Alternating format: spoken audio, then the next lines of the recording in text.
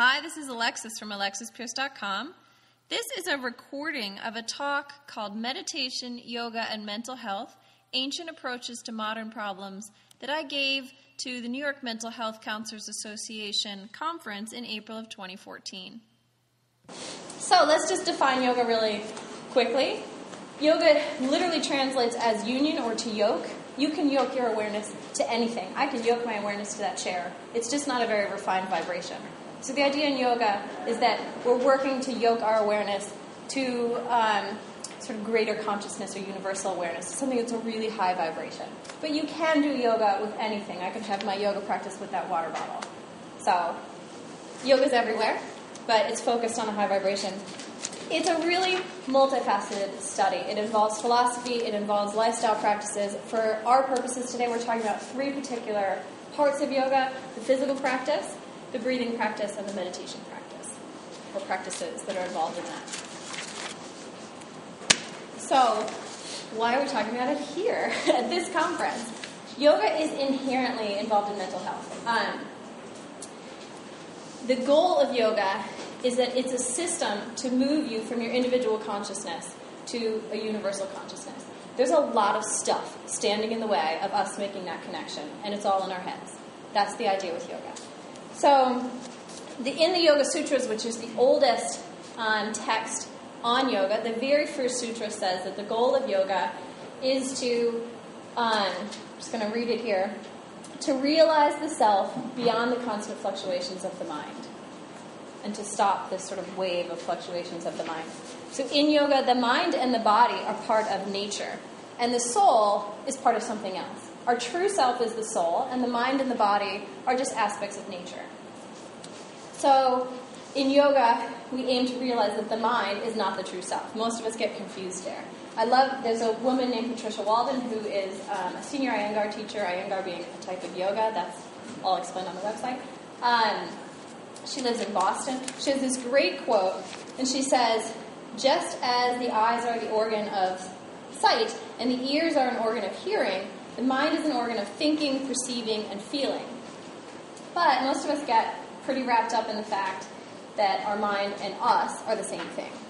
We don't make this differentiation always between the mind and the soul.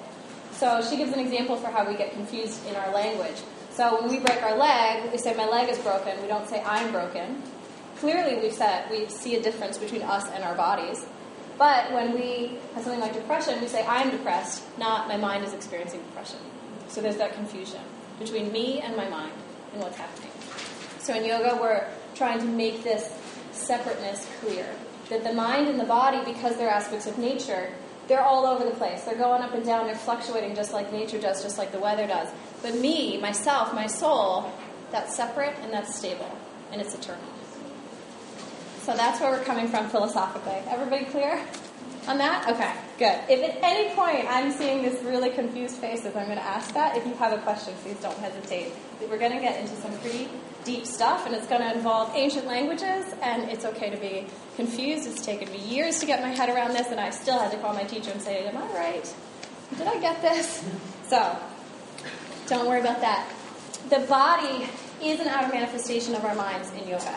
So, if there's something wrong with the body, it's because there's something wrong with the mind. And vice versa. If something happens in the body, it's going to affect the mind, because they're both aspects of nature. It's the same with emotions. If we have some sort of emotional disturbance, it's going to show up in the mind and in the body in yoga. So, another thing about emotions is that if there's an emotional issue, it's because there's something stuck. We have this flowing energy that we call prana in yoga, and something in that pranic system is stuck. It's stuck in the mind, it's stuck in the body. So what we want to do is unstick it and get everything flowing again. Prana is a universal life force. It's throughout everything. It's in the chair, it's in the computer, it's in me, it's in the universe. We can most easily translate it as breath for the context of the rest of our discussion. Though it's slightly different, it's more like an electromagnetic thing, but breath is how we use it the most on a day-to-day basis. So, yoga works on the mind through the body and through the breath. The breath being to unstick the body and to unstick the mind, and as the body unsticks, the mind clears. We okay so far? This is the hardest slide. Everything will get progressively easier. This is the most confusing part. So, the last bit is that from a yogic perspective, like the password to the website, whole, we start from a place of wholeness. The goal is not, or the idea with mental health is not that it's not about illness from a yogic perspective. It's about stability and balance and transcending these fluctuations of the mind to get to the real self. Patricia Walden, again, the teacher in Boston, says, she has a great quote, that yoga helps us cultivate the friendliness, compassion, joy, and equanimity that we need to overcome our fears, anxieties, attachments, and aversions. All of those things being the things that get us stuck in our minds and in attachment to this little self, this little version of ourselves. So at the end of the day, yoga, it gives a person the reins to their own life. It puts them in charge, and it says, you have the ability to move through all of this, and here's a path to take, but you're in charge. And it's yours. Good so far? Okay. So, now that we know where yoga's going and where it's aiming, what is science trying to prove about it? Because it's curious, right? If yoga says it can do all this, and people experience that it can do all this, can we put scientific proof behind it to say, yes, it actually works? So, there's a couple different studies. I just went on PubMed and typed in the word yoga into the search box. And these are the numbers I came. I know from a scientific perspective that is not a good way to go about getting numbers. But just out of curiosity, with no constraints or anything else on it, no clarification on what I meant, I just typed in the word yoga. Between January 1st of 2000 and December 31st of 2009, I got 833 results. You can see in the first 3 years, we've already passed that in this decade. So it's becoming more and more and more interesting from a scientific perspective. The others field, she wrote a really great book that is, I'm going to reference a lot, and also it's one of the books I put on the citation list, and it's just called Yoga Research. It's at the University of Miami, I believe, and spends most of her time researching or reviewing other people's research on the effectiveness of yoga in mental health, in the mental health field. Most of the research is done in India. This is one of our cultural biases. Do we believe it? It's done in India. There's also quite a few studies being done in the U.S., especially through the National Institutes of Health. Some studies in the U.K. and the rest of Europe, Sweden, pockets here and there. Most of the studies fall into 4 big categories, and this is, as you can imagine or already see, one of the limitations with the studies, is that they're oversimplifying and breaking down yoga into 4 big categories. There's the physical practice, there's the meditation aspects of it, which may or may not be called yoga. You may call it mindfulness-based stress reduction, which we may hear about. Or you combine them into some sort of holistic program that involves all sorts of things, some of which might be yoga, some of which might not be yoga. Or you just mix and match however you'd like. So, I think that takes us to the next slide, limitations. How do we compare studies and effectiveness when there's some methodological limitations? Meaning that we're not all studying the same thing. It's not like we're taking one drug and comparing it across all these different groups of people at different places in the country or the world. We're picking different practices. They're being taught by different people. There's different styles. The people coming into it have their own variables. So lots of different issues. One of the biggest ones for me that sticks out is the length of the studies. We're talking about most studies being between 5 days and 5 weeks, which is way too short, in my opinion. Yoga has immediate effects, but the real progress shows up over time. We didn't get however we are overnight, and we're certainly not going to get out of it overnight. And so even though we may have some really great physical effects, which we'll talk about, the long-term benefits from my perspective when it comes to lasting habits of sort of coping well with life stresses come later. Cultural bias, again, studies in India versus the U.S., do we believe them? That's a really big one that pops up in the literature. So there are some noteworthy results. I have a whole document on pulling out quotes from certain research studies, so if you don't want to go through the whole citation list, you can see that I pulled out just a select few of things to go, oh, okay, there's a little bit there. Basically, the research is suggestive. Because of the limitations, we can't say absolutely yoga works and it's completely satisfying to our analytical minds, but it is suggestive that potentially it is working from a scientific perspective. I'm a yoga teacher. I know yoga works. It's worked in my life. I don't doubt it at all. But some people come at it with different criteria. There's one study, people's names that I cannot pronounce, but it's in the field.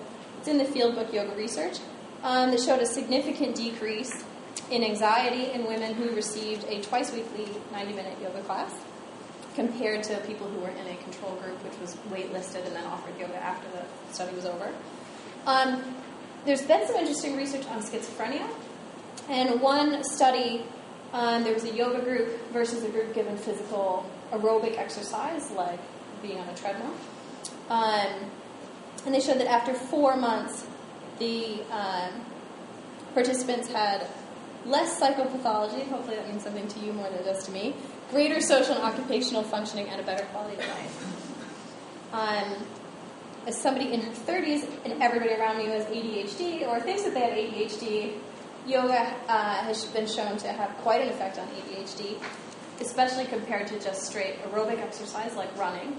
And one of the thoughts behind that is because you're in the postures and you have to focus on all these different moving parts, it makes the focus more intense versus a repetitive exercise that you're moving through. Yes? There are so many different types of yoga. Yes. There's the hot yoga, there's the old ones I can't pronounce always, but are these research studies specific to certain yoga practices, certain types, or are they very general in nature? The answer is yes. Some studies are, there's been quite a few studies from the National Institutes of Health on Iyengar yoga, because one of the hubs for Iyengar yoga is in Washington, D.C. It's where I started my yoga career, at that group of studios. And Iyengar yoga is very, very controlled and specific, and it really lends well to the way we go about research. And it doesn't mix in anything. Like if you start an Iyengar yoga practice, you're not working on breathing, you're not working on meditation, you're only working on the physical practice. So it lends itself really well to study.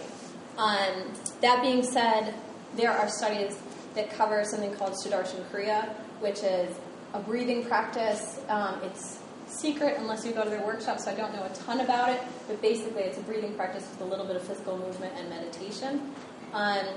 Going all the way to... So I'm not sure I've seen any practices of power yoga, but studies that were in India with yoga practices that are going to involve all sorts of things, but definitely including the meditation and the breathing. So one of the documents on the website is a discussion of the different styles of yoga, just so you know if you decide to start looking into what types of yoga might be appropriate, how to differentiate between them, because you're going to have somebody come in who's like, they're like this, and they have so much energy, and they're like, I want to do power yoga, and you have to determine whether or not that's a really good thing for them to do. And from a yoga perspective, we're sort of torn on that, and we're going to talk about that in a little bit. I don't know if I answered your question. But yes, lots of different styles. Lots of different styles are covered here. Again, one of the issues with the literature reviews, each study is very clear about what type of yoga was offered, so if you dig into the individual details, then absolutely it's clear. But it's hard to compare across them. One of the reasons that suggested that yoga is working for things like depression and anxiety is because it seems to increase GABA levels. I was not familiar with GABA levels until preparing for this, so I don't know if you guys are, but basically it's a neurotransmitter in the brain. It puts the brakes on all of this sort of frenetic activity.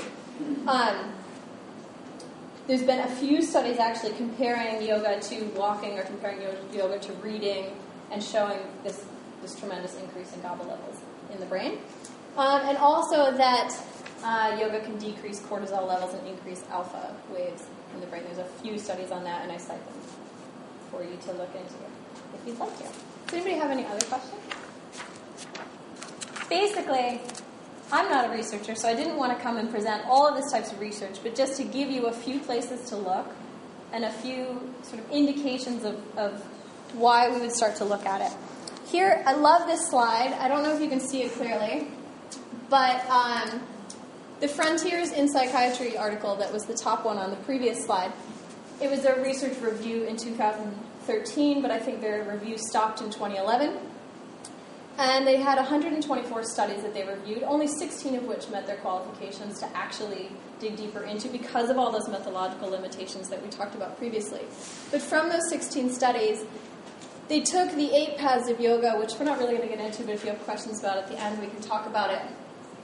But the 8 paths of yoga that we go through all the way from physical ways of living all the way down to meditation and deep states of connecting with the universe. And then they took the benefits that came out in the studies and then put them into the end organs that it goes to and showed the results. So I like this little picture because it just captures what we're talking about. And in that review, of course, all the studies that led them to this image are in there. I don't know if you can see it very well. Do you need me to read it? Yes. Okay. So these are the 8 limbs of yoga. So we have self-control. These are basically tenets of how to live, their philosophy. It's where you start in yoga. Do no harm, things like that. Then you move into physical postures. Then you move into controlled breathing. That's our prana, the breath practice to increase the energy of the body. Then we move into coming internal, bringing the senses in, concentrating, like can I concentrate on a single object? Very well. Meditation, which is no object. And then self-realization, after which point you'll probably die pretty soon. You give them about 12 days once you've reached Jivabhuti or realization. So, taking these forms, this is what the studies show, that those neurotransmitters, GABA went up, glutamate went up, dopamine went down, serotonin goes up, norepinephrine down. I can't even read that. I think it says acetylcholine goes up. This says neurotropic factors. BDNF goes up. Immune system is there on the lower end. And then, can't even read it on there. Or on here. It's just pointing out the different parts of the brain and the heart and where they're making the effects, and then the end result. The depression and anxiety and these sort of negative symptoms that we think about go down, and attention, sleep, and cognition went up. So again, that's a phenomenal little review. It was in the Frontiers in Psychiatry, yes, in a 2013 article, but the review ended in 2011. But I have all that in the documents. Does anybody have any questions about this? Okay. So basically, there's some promising research out there. One of the reasons research is important, and I'm sure you guys know these better than I do, is not everything works for all people. And some people have hesitations to maybe talk out loud about issues or take medication. So if there's alternative methods of going about improving people's quality of life, then it's worth considering. The biggest challenge, at least from a yogic perspective, is that most of the research on solutions to depression and anxiety are funded by pharmaceutical companies, which they're not going to fund yoga studies. So it's government research or grant-based research, which is why you see so many coming through the National Institutes for Health.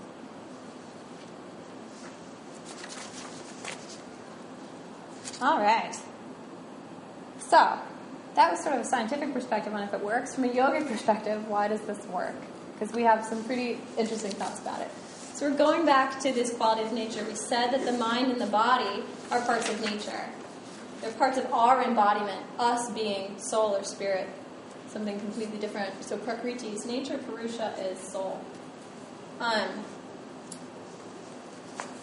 Because it's nature, it fluctuates, like we talked about before. The true self remains completely unaffected by these fluctuations, but the mind and the body go along with them, just like storms passing over the ocean. There are the 3 qualities of nature. They can also be, there are 3 basic archetypes that categorize our basic psychological states. And these are tamas, rajas, and sattva. So the goal in yoga is to balance tamas and rajas, because then we get this nice, harmonious, stable state and way of being. The other thing is that when we're balanced, when sattva is balanced, that's the time when the mind can clearly reflect the soul without any distortion. Otherwise, the mind's screwing it all up. So for the soul to come out and for us to be in our spontaneous and innate, what's the word I'm looking for? Spontaneous and something state. our basic state, our pure state. So given this construct of the way we think about it, there's two main types of depression in yoga, and those are tamasic depression and rajasic depression. So we will move into that. So tamasic depression, it's the heavy kind. It's the really heavy energy and the quality of earth and nature. It can be further characterized into 4 different types, and they're written in the Yoga Sutras, in that ancient text, the first text in yoga from however many thousands of years ago. The intensity is written right in there, and that's that it can be dormant, it can be attenuate, intermittent, or fully blown. And the intensity by which somebody's experiencing this quality of nature, that determines how we would then go about treating it from a yogic perspective or suggesting things from a yogic perspective. In Sanskrit, the word for suffering is dukkha. But dukkha literally translates to obstructed space. So what we're talking about is, again, that the prana can't flow. There's something blocking the energy from flowing through the mind and the body. So everything we're going to suggest has to do with creating space. So when you're depressed, it's assumed in yoga that there's a contraction. There's some sort of something blocking the way and being constricted.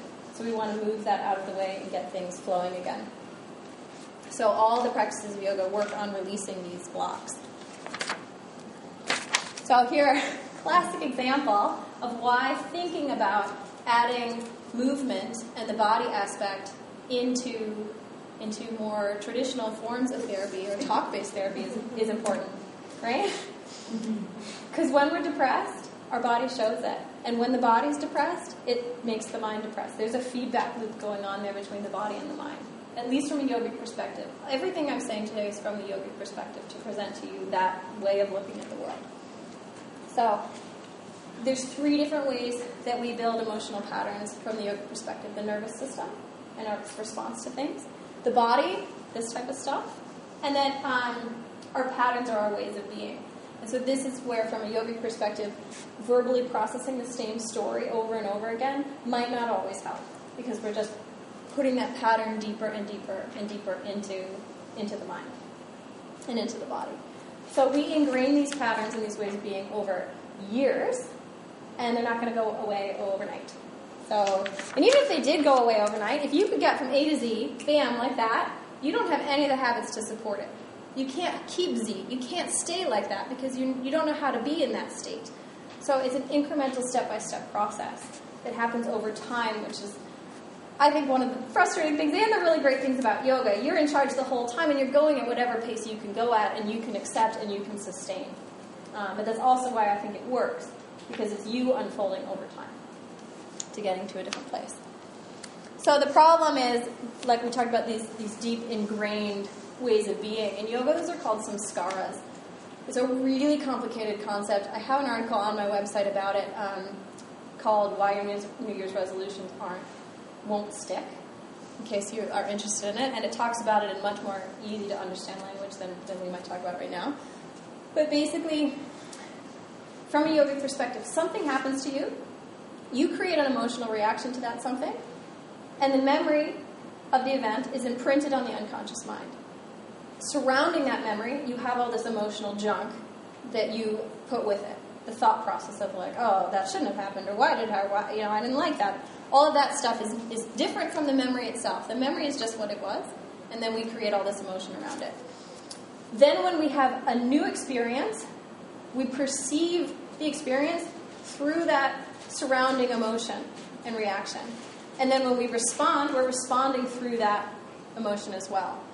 So nothing we do is sort of pure, or a pure response. This is where the word I'm looking for, intuitive, from earlier. In yoga, the way that the seed element, the way that we're supposed to be, or life could be, is that our thoughts are spontaneous and intuitive.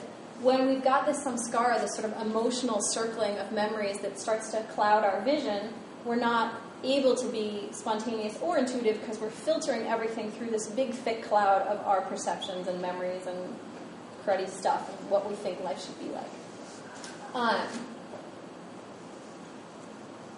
So the more we talk about our perspectives on things, you can imagine that's going to deepen that samskara deeper and deeper and deeper. because we're just confirming what we already think and how we already perceive everything to be. I'm sure you guys know this better than me.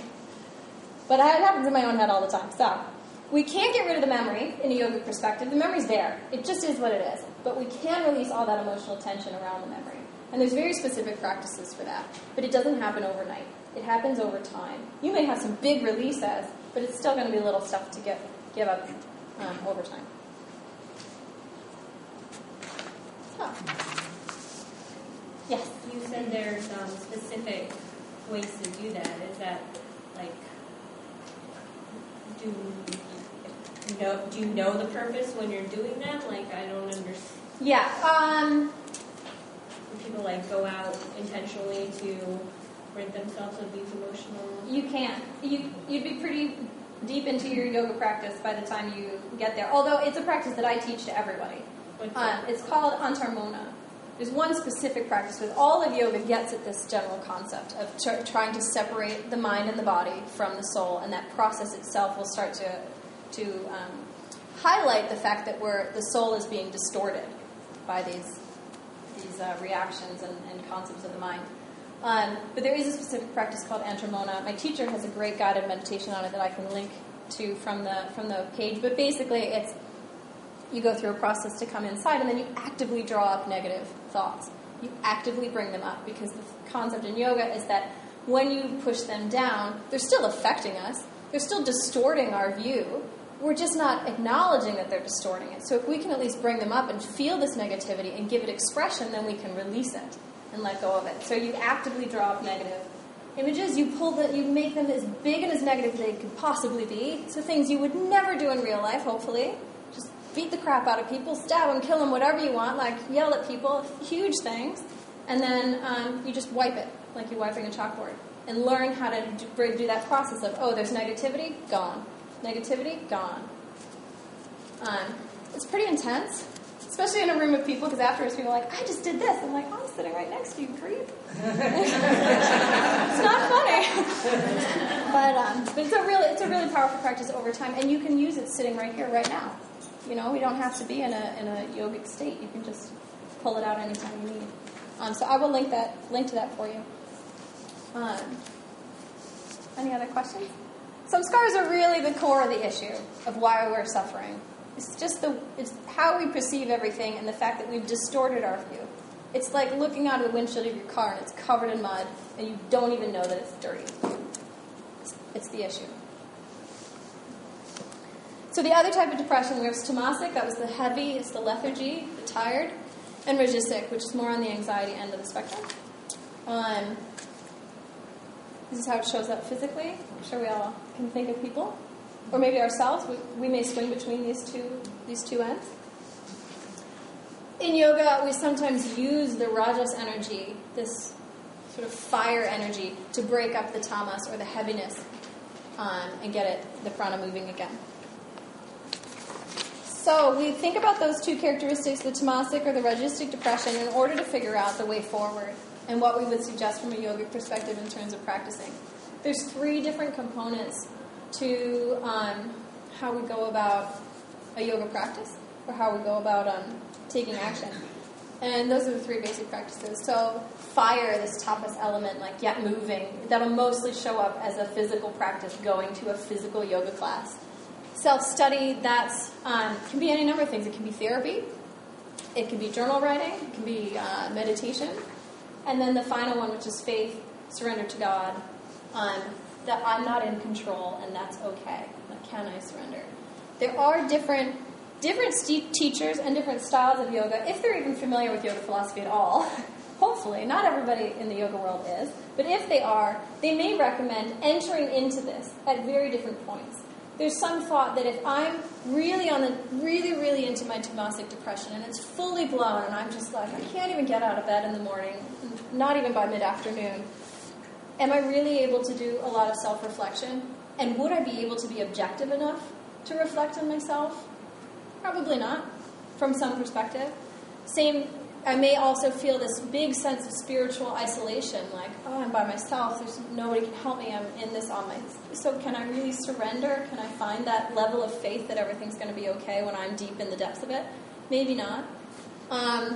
So some people like BKS Iyengar, the people in DC with the big presence, they would go right into tamas. They'd go into having a physical practice to get that fire, to get you out of yourself and out of your head a little bit before you move into that. There are other people who suggest something totally different.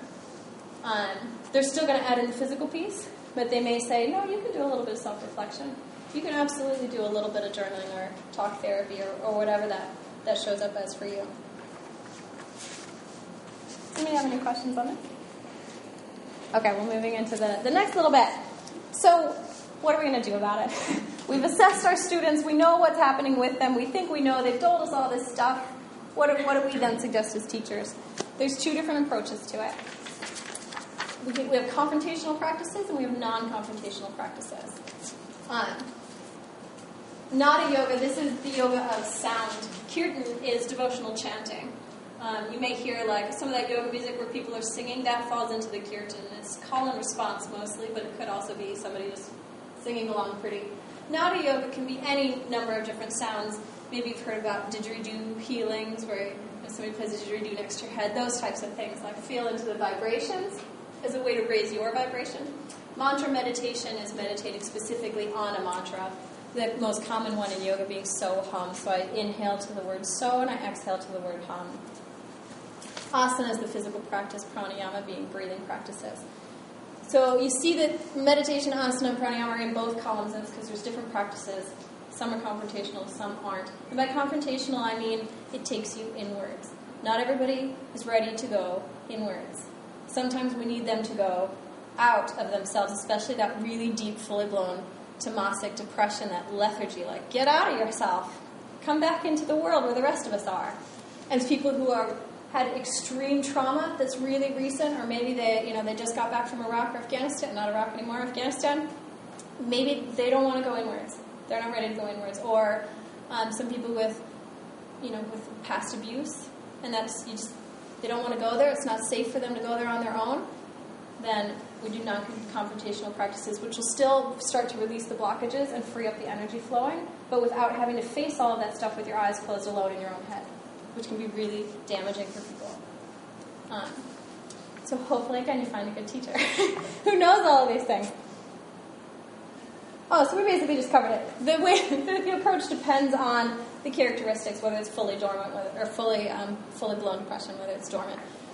What stage in the system you're coming at. Are you coming at it from the fire perspective? Are you coming at it from self-study? Are you coming at it from the surrender perspective? That would help you choose between these as well. And then the issues at hand, like trauma or PTSD, or whether it was recent or from childhood, and what the person thinks about all that.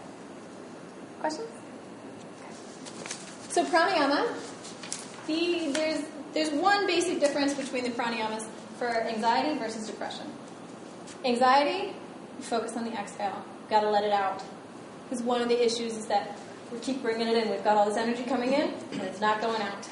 And depression is the opposite. We're letting everything out, but we're not keeping anything in. We don't have enough prana and enough energy going. So we lengthen the exhale in anxiety. Maybe 2 times, maybe 3 times, maybe 4 times, whatever's comfortable for their lung capacity. And that calms the body and the mind down. And in depression, we always keep the breath evenly matched, inhale, exhale.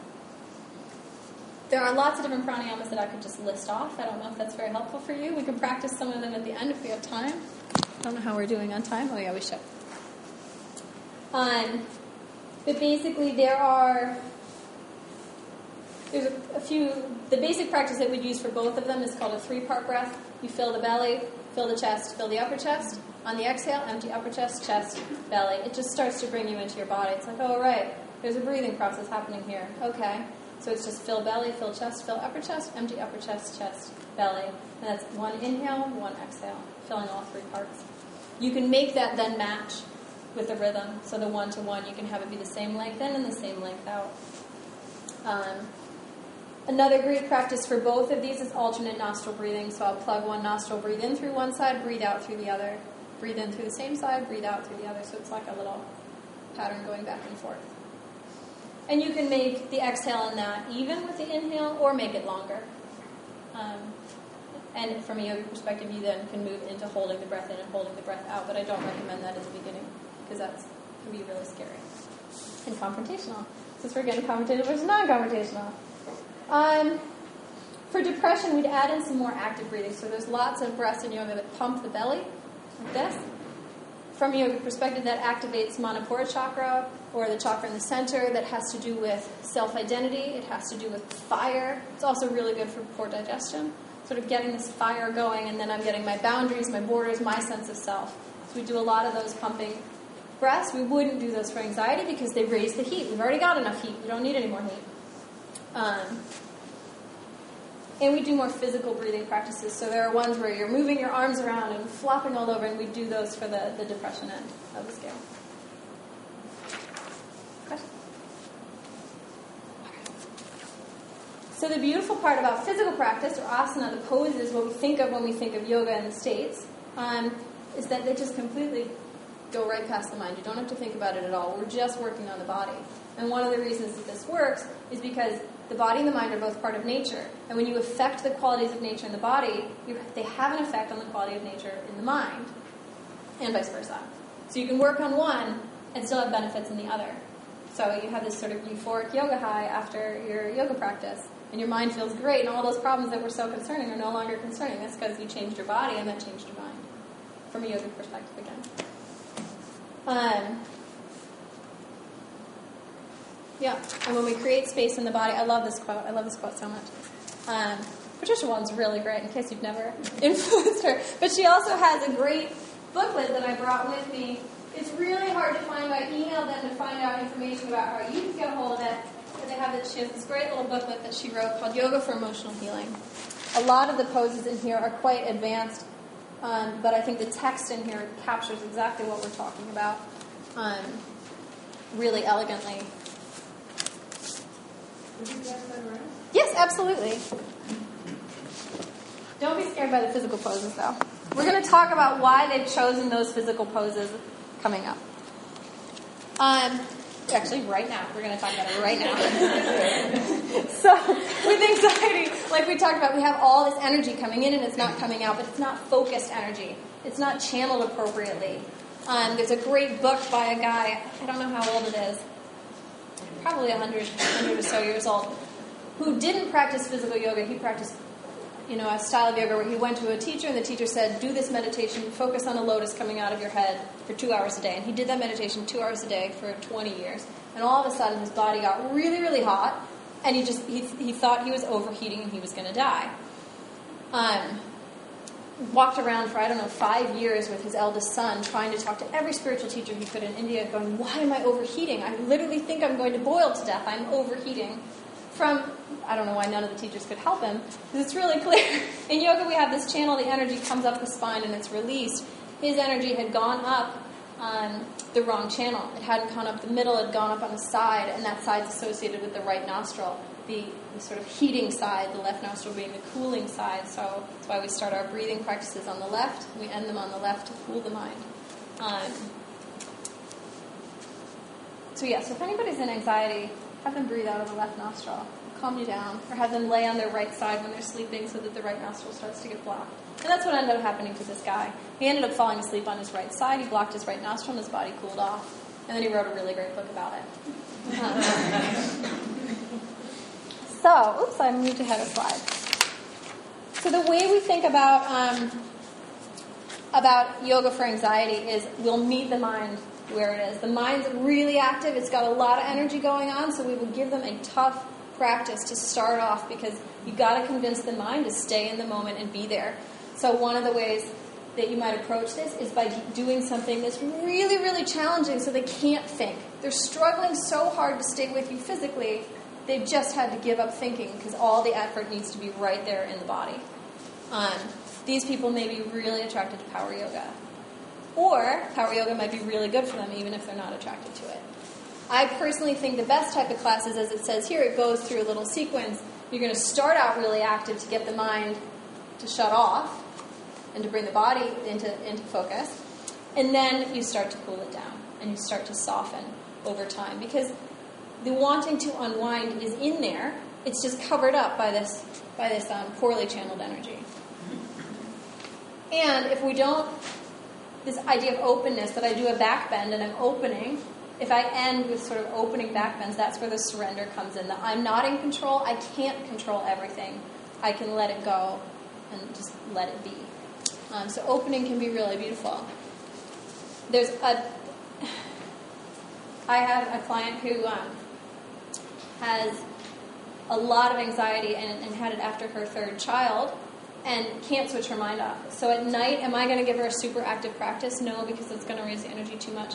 So what I do for her is supported forward bends. So she has big pillows at home. You lay face down on them, maybe turn the head to one side, probably the right side to block the right nostril.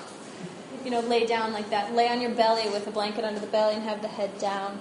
Something to just bring the mind inwards, because this anxious energy is all outwards. It's all happening out here. So we need to soften the eyes. Soften from the edges of the eyes. Bring everything in. It's not right for everybody, because sometimes that going inward turns that energy to anger. So it's just to be mindful. It's not always right for everybody to do these sort of inversions and folding inwards. But for most people who are on the anxious end of the spectrum, going inwards and doing inversions and downward-facing poses, or poses where the head is below the heart, would be really, really relaxing and restful. For depression, we do the opposite. So we're going to have to start slowly, start gently, and then build it up over time. So we may start laying on the floor doing breathing practices, and then maybe the breath will get deeper. A lot of people who are in this tamasic state, this really heavy state, they're shallow breathers. They're not letting enough air in. So we focus on the inhale. We open the chest, bring the inhale. And by opening the chest, again, it's that surrender, but it's also, in this context, bringing the prana in, opening up to energy. And then we start to build up. Inversions can also, inversions are good here. And inversions, I mean upside down. So I think I misspoke earlier about, I confused the inversions and the drawing inwards. But inversions here are really good, especially if you press on the top of the head. So there's poses where I can come to a chair like this, put a blanket here, press my head into the chair. Calms the mind. If you have a shoulder stand practice, which you'll see in there, or a headstand practice, pressing on the crown of the head is really calming and balancing as well. So that's the theories behind all of the theory behind all of the upside down poses and challenging poses that you're going to see in that book. Yes? I think that book would be good even in session. So I was thinking, how long would you encourage a client to do that? Maybe they are kind of trying to look outside of their head. How many minutes do you think? And just breathing it out, correct? Yeah. You can hold these positions I know safely up to 10 to 15 minutes. There are people who hold things for all sorts of periods of time. That gets into the philosophy again. When you hold a pose for a long time, all sorts of stuff comes up, because the body's not moving, so the mind is moving. Or the mind isn't moving at all, and the emotions are moving. So being mindful of that when you talk about how long to hold things. So when somebody in this state, we may move a little bit faster, because their natural tendency is to be really, really slow and dig in so deep, like, why everything, to be really in that deep state. So we may want to move things around a little bit more, a little bit faster, to get them out of themselves and out of internalizing. 2 minutes, 3 minutes, 5 minutes. It really depends on their tolerance for it. You can also do it just pressing on the wall. If you put one leg forward, one leg back, put a blanket on the wall and press into the wall. And that's strength anyway, too. Oh yeah, it's really good for the body. Yeah.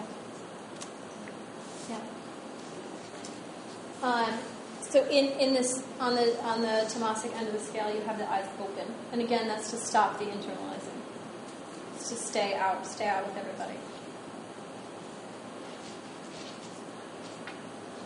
And then we do more active meditations and breathing practices. So again, we do the pumping ones. The meditation, instead of closing the eyes and going inward and following some journey, there's a candle gazing, where you just gaze at the flame of a candle without blinking your eyes. It's eye cleansing as well. But just something that's, the eyes are open. I'm looking at that chair. I'm looking at a water bottle. I'm looking at an image of something. All the meditations are external as well. All right. So, what are you going to do with all of this information? This is what I recommend. If you don't already practice, trying and practice, whether that's just one breathing exercise or not. I had a great yoga teacher, again in DC, who said one pose is a practice, and that means you can do it every day. Because I can do a pose right here by flexing my foot. And I've done my yoga practice for the day. Educate yourself. So again, on the website, I've listed all of the different styles of yoga and different ways to think about yoga and some of the research studies, and then making connections in your community. Not all of the teachers in your community have an idea of what to do with people. They might not. That might not be their interest. They may just be interested in yoga for athletes, or prenatal yoga, totally different areas of expertise. Or they might not have training in these sort of, or they may have some training, but they won't have sort of dug into the deeper philosophical sides of how to treat people who, or how to cope with people who maybe are having emotional or mental challenges. That's the question of which style is best. So going back to what we talked about before, it really depends on the person. Are they samasic or are they rajastic? And to what extent? Because not everybody's the same. If they're fit, maybe they can do power yoga. If they're unfit, don't send them to power yoga. It's not going to go well. Don't send them to Bikram, which is 104 degrees. It's not going to end well. Moving into the trauma abuse, confrontational practices versus non-confrontational, and what kind of teacher you're going to seek out. And then their constitution. This is a whole other topic in yoga, but there are 3 different basic types of people. Wind elements, fire elements, and damp elements. It's not quite water, it's damp. It's the heavy aspect again. So if you've got somebody who's in a tamasic depression and they're a kapha, really damp, lethargic, slow person already, that's their constitution, you've got a double, triple whammy going on. So you may need, a very, a gentle class, but a gentle class that's going to build some fire. And some practices that build some fire. If you have a vata person, like a wind person who's like me, they look like me, they're tall, they're thin, they're dry skin, they're pale, not always pale, but their minds are going all over the place. You tell them to go get a pen, they come back with 3 cups of water and a book, and you're like, they miss the exit on the highway because they just decided to tell you something really interesting. They're just sort of wind, they're going all around. They need to focus. So some deeper practices may be really good for them. They probably need a little bit of fire as well. People who are naturally on the fire end of things, they're like, why would I do 10 push-ups when I can do 200? Yes, I'm just going to go and do it. They might need a little bit of that calming, soothing, internalizing. They're more prone to anxiety than they would be prone to anything else. Or maybe swinging all over the place. So what's their constitution? Here's some of the citations just so they're in here. I also have a whole sheet of them. I have a printout of the sheets that are on the website here. And then that's the link with the password whole. We have a lot of time, so we can do all sorts of things now. Yeah. Question. So the way that I've always done yoga was, okay, you go to the gym, you take a yoga class, and everybody does the same stuff. It's just whatever you walk into, whatever the teacher is doing that day. But what you're talking about, it seems almost like you would go in and kind of like we would do an evaluation to kind of like diagnose, okay, what is it that you need? That seems more like the focus that you're taking. So if I was going to look for connections in the community, how do I do that and know what I'm looking for? Yeah, thank you. I specifically pulled from a body of work done by yoga therapists. And that's a specific group of yogis. There's also a great book called Yoga Skills for Therapists, would be how to bring this stuff into your own practices. And both of those are cited. That's cited in my sheet. It's called Yoga Skills for Therapists by Amy Weintraub. Most teachers who teach classes with more than a sentence description, like it's more than like 55 minutes to get sweaty, they're probably going to be more involved in this type of stuff. And not to knock those teachers, because that has a place, don't get me wrong. Just I'm very in my head, and I want this other stuff too. But no, to work one-on-one, I would look for a yoga therapist. I'm not a yoga therapist, but I would suggest that people come to me. So, there's anomalies to that as well. Most teachers, if the student comes every week, these issues will make themselves known. I can tell you, sure, from the first class, I know everything about my students' bodies. Just from watching them move once or watching them breathe once. I started a new class on Monday, and all we did was breathe. Because I wanted to see how much they could breathe and how much they could self-reference their own movement. And that tells me really everything I need to know about where they are in their minds. Because if I say to somebody, like, feel into the breath and now do whatever it wants, if they have no idea what I'm saying and they sit there like this and maybe go like that, they're in their head. They don't have a concept of the body here. So, and if they, if somebody else is like, oh, okay, and they lay down on the floor, that's all I need to know about where they are in this as well. They're tired. They're too heavy. So most teachers, if they see the same students, they'll start to recognize these things, and we won't address them. After the first class, we're not going to say, hey, I noticed this, and this about you. Do you want to talk about it? And we can come up with a program. But people will start to reveal those things over time. In really alarming ways, actually. Like, they tell you a lot. A lot. Because you provide a safe space. And when you move, all those things can come out. Or they're going to come out. Crying is really normal in yoga classes. Anytime you do a hip opening class, guaranteed somebody's going to cry. Because we store so much emotion in the hips. And as soon as you open it... Yeah. I had one friend, when he came back from Afghanistan, I did a prenatal movement on him where he just sat down and I just rotated his hips side to side from his feet. Well, pregnant women love this. It feels really good. Did they burst into tears? Never cried in his life. It's just amazing. It holds so much tension in the body. But we don't need to talk about it at that moment. Because that's the story. Like, I noticed I had a yoga therapy session once and the woman said, I'm on hands and knees, and she said, now lift the arms straight up and the hips straight up, and I'm going, but I don't know how to do that and I can't connect to it, and all of a sudden I lost words, and she was like, good, you don't need the story. Just do it. Stop talking about it. I don't know if that answers your question, but yoga therapists. Yoga therapists are great, or anybody who talks about some more of the deeper aspects of yoga in their course descriptions. Or in the website About Us page for the studio, About Us will talk about their philosophy most of the time, and how they approach yoga and why they're doing yoga. And that should be a good indication of where they are philosophically and mentally on why they have yoga in their lives. Because what we bring into class is just what we're working on for ourselves. So I do these depression and anxiety practices every day, either myself or a member of my family. I'm doing them every day, and so I'm bringing them into class because I'm working on it. How can I stabilize my emotions? How can I get my mind to stop telling me horrible things? Or more importantly, to stop believing what the mind is saying, because the mind isn't me. So, but all that will come out in my website and what I'm focusing on. Yes?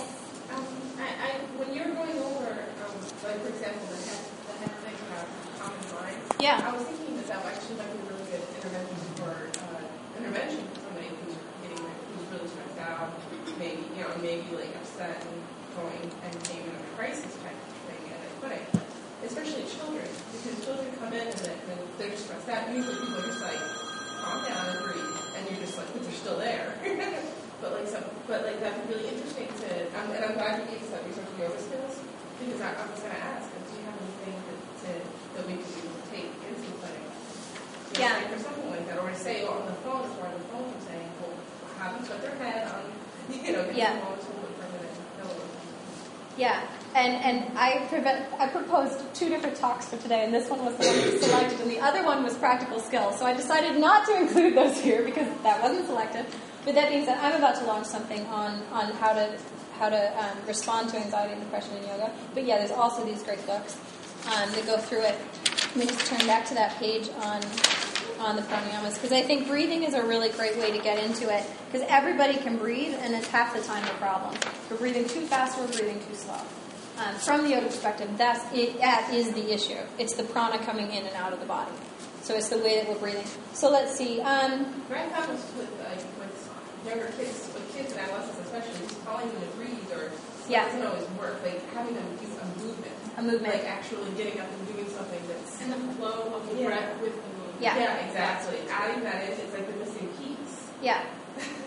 So,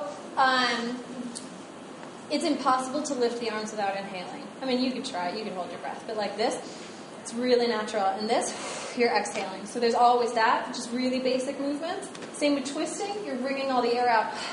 And then you inhale, it fills, back to back. So that's getting the breath regulated. I carry straws with me everywhere. And what the straw does is when you hold it in your mouth, you don't hold it with the mouth because that tenses the muscles, but you hold the straw in the mouth, inhale through the nose, exhale through the straw. It lengthens the exhale 2 times longer than the inhale, just like that. And it also gets you breathing out of the diaphragm instead of breathing out of the chest. So all this tension releases. You just breathe in through the straw and out through the straw. Also really great for people who have issues with overeating. Breathe through the straw right before you eat. You're right in that moment. So straws can be really fun for kids. I've used them with kids. I was going to say that. Yeah, that's what. Yeah. You can put low bubbles in your drink or something. Yeah, absolutely. Long, slow exhale through the straw, but holding the straw, because when you tense the mouth, something else starts to happen in the body. Another thing is, maybe breathing upside down. So kids can be a little more active, so doing downward facing dog, which is an inversion pose, and you can breathe there. There's a specific breath in yoga called Ujjayi breath, which is imagining that you have a straw here and you're breathing in and out of that straw. So the throat constricts and you start to make this little wave noise. And what that does is it lengthens the inhale, it lengthens the exhale, and it starts to calm the nervous system down. It sounds like a wave, so you can say and imagine, it's coming in over the rocks and out over the rocks, or whatever you want. If you practice at home and it sounds like something else to you, then talk about that imagery. You can add a lot of imagery with that particular one because there's a sound happening. It's not a loud sound, but they can hear their own breath. They're conscious of it. Can you do that? You wouldn't hear me if I did. But I'm trying to think of what... It's like, right? Yeah. A lot of people make it really loud, but that puts a lot of strain on the vocal cords. So it's like you were going, like you got a mirror here and you're going... That's the constriction, and you then breathe through the nose. So you can try it if you want. Should we try it? Let's try it. We have some time. All right, so everybody put their hand up in front of their face, and we'll breathe as if we're breathing into a mirror. Just, everyone feel the constriction of the throat? So let's hold that constriction and just breathe in through the nose, holding that. So it's like the air is going through a straw, and we breathe in and out through the nose.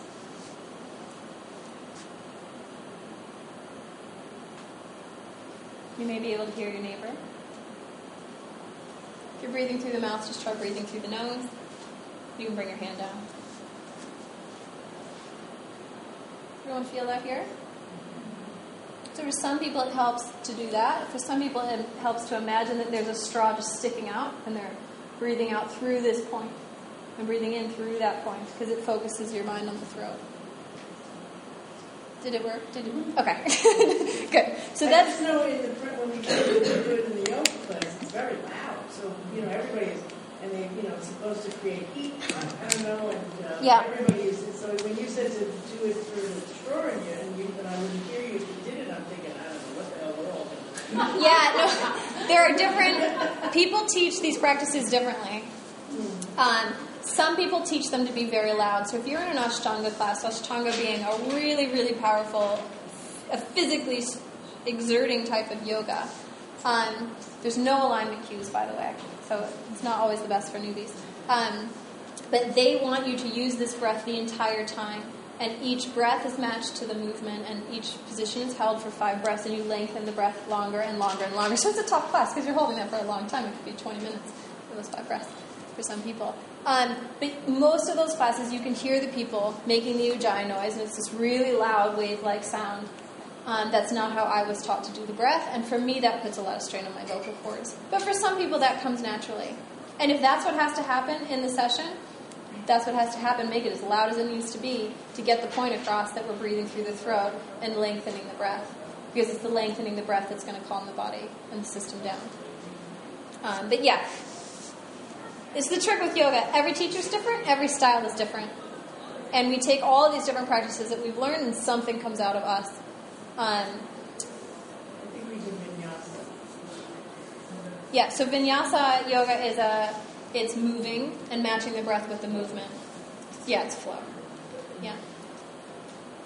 It means placing in a certain position, which is interesting because it doesn't indicate that you're flowing at all. But it's placing in a certain order, in a certain way. And I think that's about the breath. The breath comes first, the movement second. Breath, movement, breath, movement.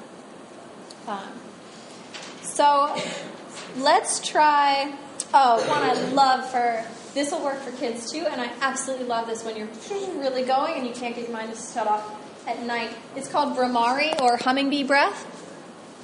And basically how it works is I'll just talk you through it and then I'll show it to you. So I'm going to inhale my arms up, take my middle finger, plug the flap in my ear, and then I'm going to exhale through the nose, making a humming sound. So it looks like this.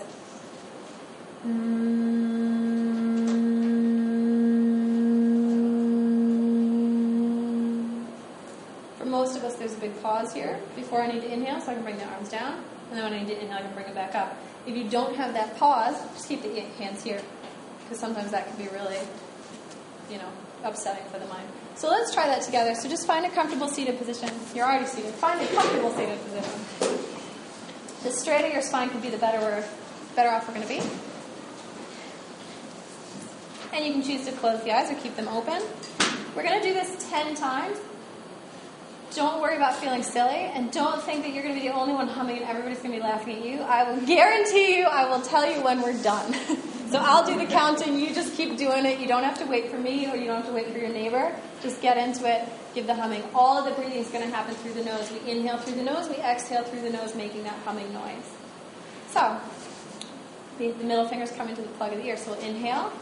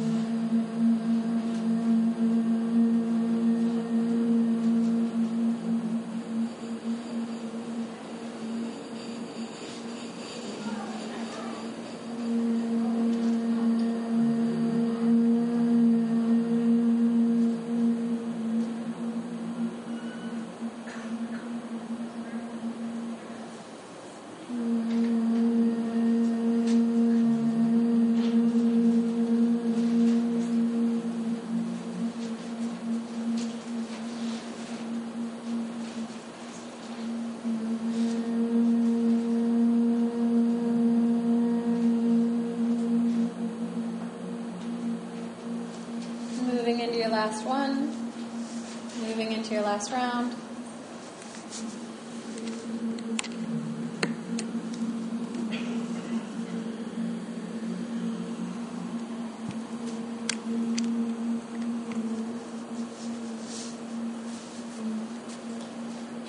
And finishing there, how do you feel?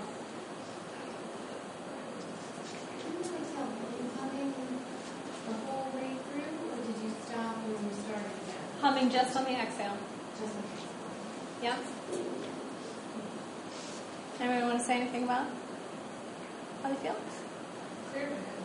Clears the head. It's really great before bedtime, or really great for people who can't turn the mind off. Because the humming and the plug in the ears brings you in. Just brings everything inwards, because you can feel it humming in the head. It was intense. It's intense. It's intense. But I couldn't get a whole one stream of hum. Like my hum stopped and started, I don't know. I was still breathing in one stream, but the hum didn't go, I don't know. Good to know. So that's a diaphragm issue. Yeah. Being able to hold it out. But that's the key, is lengthening the exhale, finding that smooth exhale. It'll come over time if you practice. Then that's lengthening the exhale, and that's where it helps with anxiety. So those two breaths are really powerful. The 3-part breath you can do in any position. So the one where I like to just physically make contact and I feel the belly fill up. And after that, move to the chest. Feel, oh yeah, there's all this movement happening in the chest. Oh yeah, my collarbones and my shoulders even move. And then we put it together. fill the belly, fill the chest, fill the upper chest, exhale, upper chest, chest, belly. Sort of this wave moving through the body. And you can use that imagery. Whatever works for you, something filling up the body and emptying out of the body. And you can do that seated, you can do it laying down with the chest open. Might be weird upside down, but you could try it. But yeah, in downward facing dog, which is that inverted V position as well, you can have like a big pillow or a few blocks with something soft on top and do this position where you have the head resting and you're in this sort of V shape, but the hands are on the floor. You could even do it with the chair here. Just have some impact, and then add in the Ujjayi breath or the constricted throat breath to lengthen the inhale and the exhale. I love just have a jar of straws in your office. That's really great. I carry them everywhere except for this presentation, unfortunately.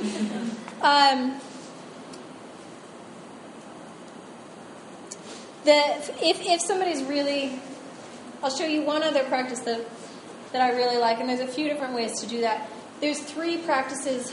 I'll show you 4 things. 3 practices called pre-pranayama, and it's like getting the body ready to breathe. And it's just simply to each side. So we're loosening up these muscles where we get so tense and taut and tight. We're just loosening up. Then it's soft knees, swirling side to side, sort of wring all that energy out of the spine, let it come up. So if the shoulders are hunched, the wringing's not going to work. So we have to open up, let it come out of the head. And then the third one, this is not the best outfit for it, but I take the feet wide, and I'm going to drop my body through my legs. And as it does that, because my body's going upside down, the diaphragm is going to force the air out of my system, and I'll bounce 3 times going, and the huff isn't a forced huff from the throat, it's coming out of the body there. So I just inhale up, and then exhale, and I do that whole thing 3 times. So that's really good to then be like, oh, okay, now I'm here. Now I'm here in this moment. There's one similar to that. All over. My necklace is getting bigger. There's one similar to that called the breath of joy. And let me just remind myself of how it works, because I usually don't do it. But I have done it. It's pretty awesome. So I just do a 3-part inhale and a 1-part exhale. So when I breathe in, it's...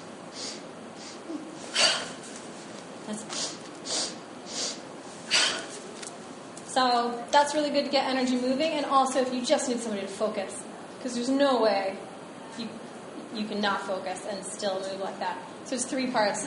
The inhale, inhale, inhale, exhale. Inhale, inhale, inhale, exhale. So I know there's just a few things. Yes? I was considering taking yoga instructor certification course, so I wanted to ask if I ever take a course, is there a connection to mental health? Absolutely. There is a 200-hour, which is our standard yoga teacher training, that's specifically focused on yoga for emotional issues. It actually is starting next week in California, but it happens all the time. Kripalu, which is not far from here in the Berkshires, is a big hub of yoga. The Omega Institute, which is just down the road from it as well, and they have teacher trainings all the time. You can get their catalog. It's like, a candy brochure for yoga people.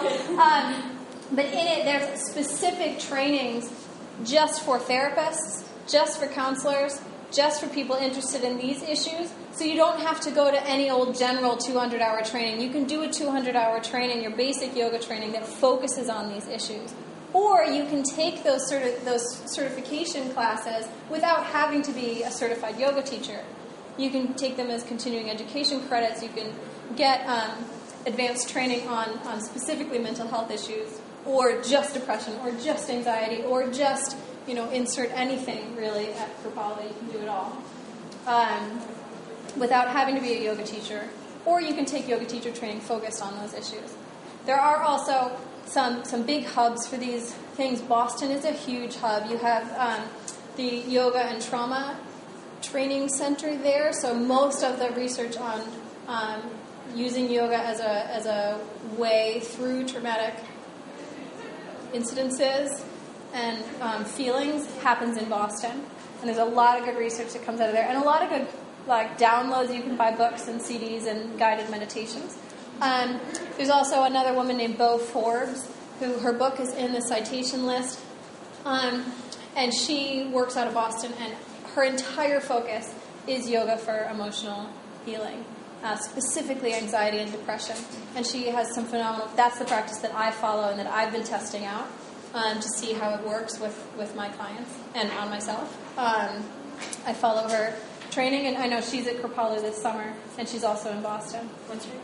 Her name is Bo Forbes. Her book is on the citation list on the website. Amy Weintraub is another one. She's got the book Yoga Skills for Therapists. She also wrote a book called, let's see, Yoga for Depression, which is on this list. And she presents some other practices. She's really into this one. And that's in the Yoga Skills for Therapists. But yeah, I can talk with you more about where to look, but there's so many options for you. You don't have to go to the McDonald's of yoga trainings. You can go to, very specified. You can get Chinese yoga there. Bo Forbes, you said? Bo Forbes, yeah. Isn't there a training called Life Force? Is that? Yes, Amy Weintraub, who wrote Yoga Skills for Therapists and Yoga for Depression, the other one I named, she coined Life Force yoga teacher training and Life Force training, and that is exactly it covers all of these issues, and you can do a basic 200-hour training in that. And is that specific for mental health or health professionals in general? You don't have to be a health professional. It can be anybody who's interested in the yoga training, but she does have specific courses for mental health professionals. Yeah, and there is one, at least one, if not two of them at Kripalu this year coming up. But her website is really great, and again, the books are in the citation list. You can get her name. Any other questions? Is there any additional benefits to practice Bikram yoga and hot yoga? What things that are very hot? Yeah. So there's just a clarification here. Hot yoga can be any style of yoga in a hot room. Bikram is specifically 26 poses in the exact same sequence, each performed twice, and the room is over 104 degrees. Very, very specific, but hot yoga can be anything in a hot room. You could lay on the floor for an hour in a hot room and it can be hot yoga. So Bikram can be really good for people who want to know what's coming. We joke that Bikram is the McDonald's of yoga because you know what you're going to get, you know how long it's going to be, and you know exactly what the script is because those teachers follow a script. Every single teacher says the exact same thing verbatim in class. I personally, I go, I like it. I got a huge high off it. You feel great. You feel great. Yeah. You sweat buckets. And you just, yeah. I have some anatomical differences with them. So I don't go practice because I don't like the cue to lock your knees. I think that's dangerous. But if you're the type of person that wants to know what you're going to get every time, absolutely go to a Bikram class because it takes some of the stress off and you can work out the other issues and let them bubble up and start to. Great for weight loss. My son is in wrestling, he's going to go to Cutler. They do Bikram Cutler. Yeah. He was skinny anyway. It's water weight, yeah. But yeah, there are definitely different types of personalities that want different types of yoga. And Ashtanga is always going to be the same sequence. The cueing may be slightly different, but it'll be the same series because there's only 6 series and you're only allowed to do the first one for most of us until you move through them. So Bikram and Ashtanga, you're always going to get the same thing. And that can be really, really comforting for people. And yeah, all of that is, I have a document on the styles of yoga on the website and all of that's in there to talk about. Yeah, they're worth trying. It's worth giving them all a shot just to see. And every teacher, again, is going to be different, except in Bikram, where they'll say the same thing, but their personality will be different. Thank you. Thank you.